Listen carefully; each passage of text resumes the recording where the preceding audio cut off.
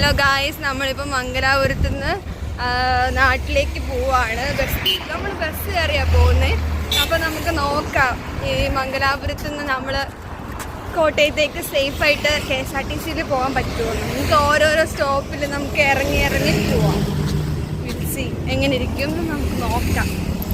അപ്പം ഞങ്ങളിവിടെ ടൗക്കി കൂടെ ഇങ്ങനെ നടക്കുക.